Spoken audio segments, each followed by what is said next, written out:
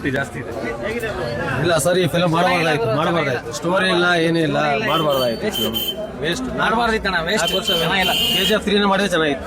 ಇದು ಯಶ್ ನಮ್ಮ expectation waste. ತುಂಬಾ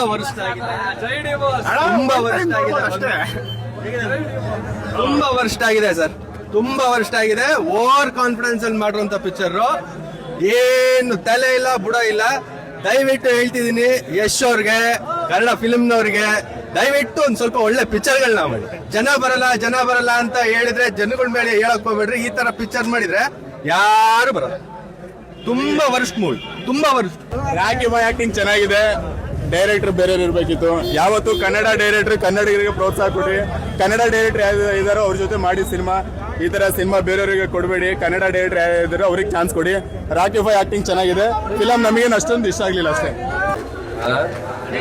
ಬೋರಿಂಗ್ ಚೆನ್ನಾಗಿದೆ. ಫಸ್ಟ್ ಹಾಫ್ ಸ್ವಲ್ಪ ಬೋರ್ ಅನ್ಸುತ್ತೆ. ಸೆಕೆಂಡ್ ಹಾಫ್ ಅಲ್ಲಿ ಚೆನ್ನಾಗಿದೆ. ಸೆಕೆಂಡ್ ಹಾಫ್ ನೋಡ್ಬೋದು. ಫ್ಯಾಮಿಲಿ ನೋಡ್ಲಿಕ್ಕೆ ಸ್ವಲ್ಪ ಕಷ್ಟ ಆಗುತ್ತೆ. ಸೆಕ್ಸಿ ಬಾಯ್ ಅಣ್ಣ ಹೇಳಲ್ಲ, ಹೋಗಿ ನೋಡಿ. 4 ವರ್ಷದಿಂದ ಕಾಯಿಸ್ಬಿಟ್ಟು ಸರಿಯಾಗಿ ಹಾಕ್ಬಿಟ್ಟಿದ್ದಾನೆ. ಫಿಲಮ್ ಫಸ್ಟ್ ಹಾಫ್ ಬಿಟ್ರೆ ಸೆಕೆಂಡ್ ಹಾಫ್ ನೋಡಕ್ಕೆ ಆಗಲ್ಲ.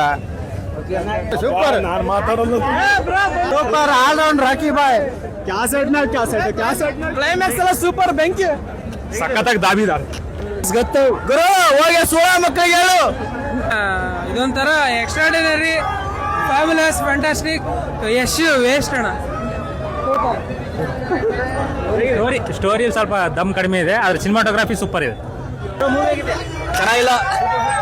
ಗಣ್ಣಲ್ಲಿ ಅರ್ಥ ಆಗಿಲ್ಲ ಸ್ಟೋರಿ. ಇನ್ನೊಂದ್ಸತಿ ನೋಡಿ ಹೇಳ್ತೀನಿ. ಎಷ್ಟು ಹಾಲಿವುಡ್ ಹೋಗಿದ್ದು ಹೃದಯ ದಬ್ಬಿದ್ದಾರೆ ಸರ್. ಎಷ್ಟು ಮೂವಿನೋ ಉಪೇಂದ್ರ ಮೂವಿನೋ ಗೊತ್ತಾಗಿಲ್ಲ. Full movie ದಬಾಯ್.